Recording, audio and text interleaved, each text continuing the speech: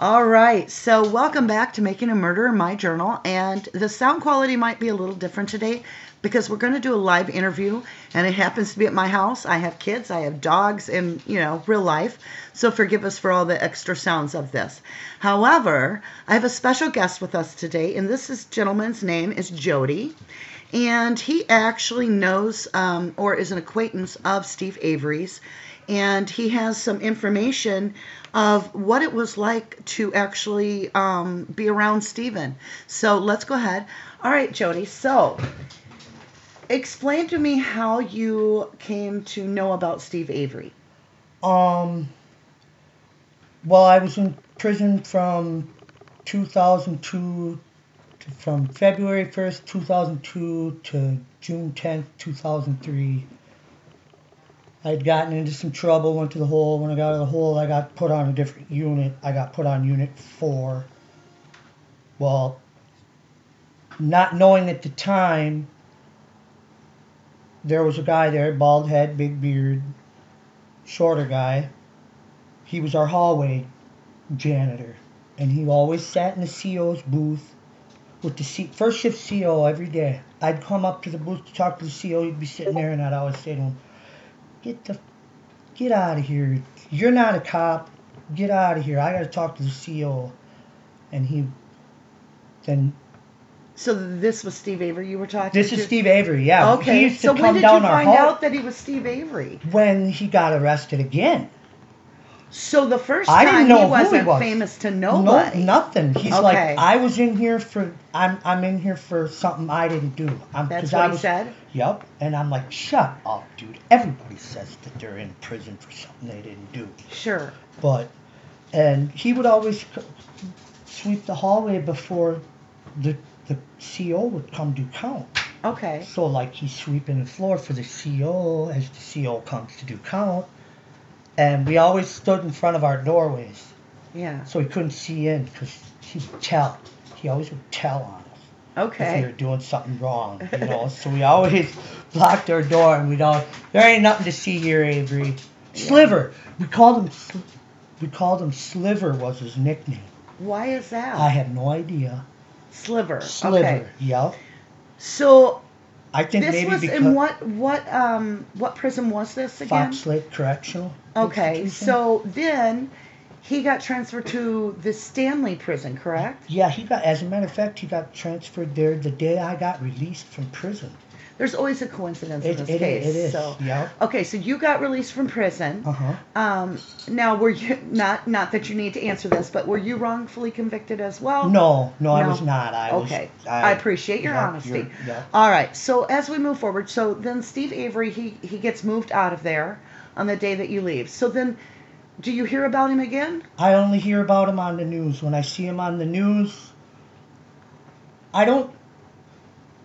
So when did you hear about him first on the news? I was at home watching TV. What year would that have been? Well, I was with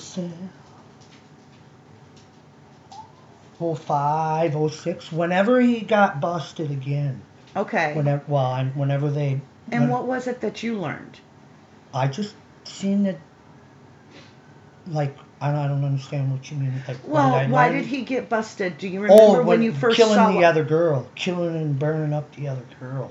Okay, so you watched the news program. Yeah, that's it. Yeah, and then I watched a little bit of the TV show on Netflix. Okay. But I don't, Well, what is your personal view? You saw him for a little while. I mean, it's not enough to really know a person. But what are your thoughts right now without being a researcher in the case? You're just an observer. What do you feel? Is he guilty or not? From what I can tell, from my experiences being in prison, and from what we would say to him when he would go by, if he was this killer per se, I don't see it. You don't see it? I don't think I could. I don't. He seemed like a type of person. I'll treat me the way I'll treat you the way I want to be treated. Yeah. But I do know he's been a model prisoner. Yeah, he's if he's sitting in the CO's booth. Yeah. for his entire shift if he can, Yeah. then he's. So in the time that you experienced it, did you at that time did you know why he was in there the first time when you were in there? I had no idea. Okay. So there was never a conversation had about that. I never. Did he ever seem to favor one person over another and have conversations with them while you were there, or did he just do his job? I don't know. I never really paid close attention to him. Yeah, I suppose he wasn't anybody's specialty at that time. He really wasn't. The crowd that I hung around with wasn't. He wasn't. Right. You didn't hang around with him. Yeah. So now, would it surprise you to know that through our research, the problem is the bones to the victim were never fully identified as even human in most of the case.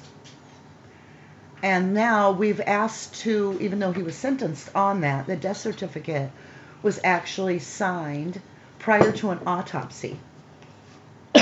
Okay.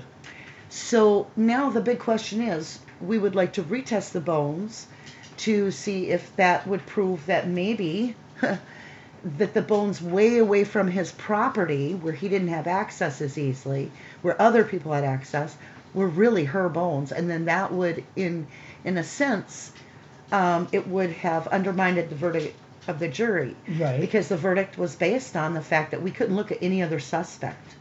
But if the bones are in another place and other suspects are there with no alibi and they have motive, it would undermine it. So we would do retrial. Yeah. So what I'm going to tell you now, you get all that. Yeah. Now I'm going to share with you, the state of Wisconsin just acknowledged that they allowed and facilitated that biological evidence of the bones to leave their possession and retention, and they gave them away. And so we can no longer prove that he's innocent or not through that method. Oh, wow. Yeah. Yeah. He got no bones. He got no body. Right. So this is perplexing in that situation. So do you feel even with that there is possibly prejudice there? Absolutely. Once I watched and figured out what was going on with the case, absolutely. The county convicted him of one murder that ended up he ended up getting exonerated. Well, yeah, it was attempted murder. Or whatever, and ended up, no, it's not you. And then... Do you know, I mean, I don't know how much the public knows, but do you know that they knew 8 years prior to him being released, the county knew he had not done it and still left him there? I didn't know that. And knowingly left out the rapist? Oh my, I didn't know that. Mm-hmm.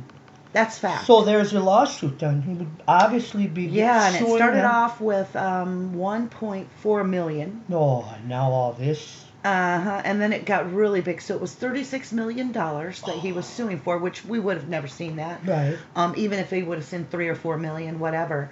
But that case, the two people that were supposed to be depositioned and interviewed for the lawsuit were the sheriff and the DA at that 1985 incident. They were going to be depositioned. And they were the last two people, and this case was going to go forward, and he was going to receive the money. Oh. And before the last two people, days before their last two bigwigs got depositioned, this girl went missing on his property. Oh, that's wow. Yeah, I just see this all new information here. That's crazy stuff. And that's provable. A lot of people, I think, are going to get into some kind of trouble with all this. Well, the state has come outright and said that they did indeed give away the bones in 2011. And that's wrong, and that they admit that they did something wrong. Mm-hmm. We are at fault. Yeah. Well, that should in itself override any county. Well, we're waiting to find out. Am I right, though? Well, I hope so. I mean, that would kind of be like the governor going going to the chair, and that you like the governor calling and saying stop saying it right stop there. the execution, you know. Yeah, yeah. Well, they've got to be honest about it. So, Yeah. why do you feel that they would have singled out one individual like that to target them in this thing? Do you feel it would have to do with more than just a couple $1,000,000? You know, if you look at what the junkyard and you know, all that stuff, and Maybe from the what I land? gather from the show, they had, I don't know, how do I say this? Per that Netflix show, Yeah. everybody they were like the junkyard. You know, like I worked for a scrapyard that was there since the 50s, and you know, now he's got a lot, you know, he's doing very well. But back when they were doing it, when his dad was alive, you know, they were the junkyard kids. They lived on the junkyard, you know. So, Maybe they were singled out. Have you ever felt like you were singled out Oh, because yeah. you All didn't the have money? time. You All didn't the have money, you time. weren't rich or something? Yep. How does that work? I don't know. I guess maybe I can't really answer that because it's been my whole life.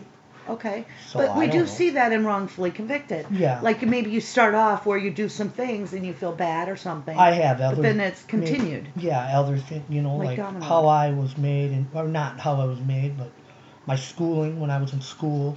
Okay. They didn't do stuff to me, but I had severe ADHD, and they would lock me in a room, or they would put me in a room by myself, and you know, and just the way that they.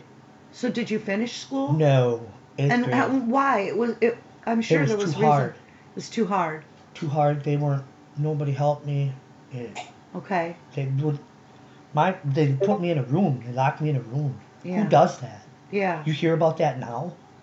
Yeah. If you heard they call about it detention now. Well, yeah, but detention's with all the kids, not Yeah. just one. Right. Locked in a room. So you think that they maybe society in a whole kind of like targets the underdog in a way. Yeah. Yeah. You know, if you take 15% of the population are people that don't have jobs, or they're, you know, the government is paying or whatever. Well, the government when they're locked up, the government makes money off those people. Okay. So why not lock them up? Well, yeah, I know that I might be the getting state a little crime lab. No, you're right on kilter, target. but Actually, yeah, I think you're a lot wiser than you give yourself credit. Right. The state crime lab does not make a dime if there is not a verdict guilty. However, for every person that is found guilty, Yeah. I believe back in 2005 it was a $12 to $15, whereas they get nothing for non-guilty. So it prejudices already there to have a result in a negative way. Well, you know, now that you mentioned being wrongfully accused, there was a time back in 2000, I was riding with a guy, and we got pulled over, and there was a bag of pot found, and a pot pipe found, but it wasn't in my possession. It wasn't in either one of ours possession. But the individual's car, it was his car, but because it was found closer to me, but not in my possession. You got it. Not I got a felony possession second offense. Over marijuana? Over marijuana, because I already had a felony so delivery it was a domino charge. effect, But and now you look like you have two But felonies. how is it that I'm getting charged even though I've had... Did he get charged? No. I got charged. He did not Wow. get charged. See, that's what I'm talking about. So both Yeah. of you should have technically got charged, or no Technically. one. Well, the owner of the car should have been the one that got charged. Sure. I- Okay, so I didn't now know it was let's underneath move this. forward. Yeah. You now have two felonies under your belt. Is that where we are after that? Well, I got 8 felonies under my belt. Oof. Okay. You're gonna have to be a good boy. Stay out of trouble. Yeah, It's hard though, isn't it? Well, it's when you don't have a job, and you know, and Yeah. you live certain ways, and it is very Yeah. hard. It's kind of almost it's to the point in my life right now where it's almost overwhelming. Well, you just Where- lost your mother. I know that had to be very too. hard. Yeah, I don't, you know. Well, we don't have to get too personal. No, that's cool. Okay. Yep. Well, I appreciate your time. We're going to go ahead and close it off here.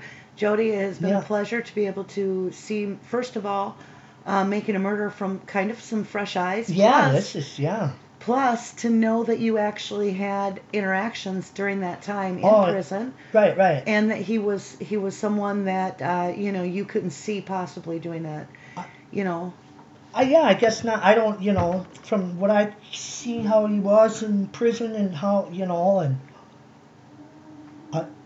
I was around killers when I was in prison the second time. I mean, and you knew the way that you know, he just doesn't seem to be that type of person. Doesn't fit the profile. I don't think he does at all. The profile, no way. Okay, well, I think that as we might do a second interview sometime. Sounds good. You're always welcome back. But all right, and with that, you guys, I want to say thank you for joining us. I just, you know, I had this opportunity and I thought it was quite interesting. So I'm not sure what we're going to do for the pictures, but we'll find some. Maybe we'll just do a whole bunch of Steve Avery things. But we do have a wonderful, wonderful gift coming up on March 1st. It's going to be phenomenal, and I'm just dying to tell you guys because you're going to love it. So, all right, guys, hit that like button if you enjoyed the video, and please subscribe if you want to stay updated. You can always hit the bell if you want to know when a video is released. So it's time, everybody. So here we go. If you didn't do the crime, you shouldn't do the time. Thank you so much. Have a good day.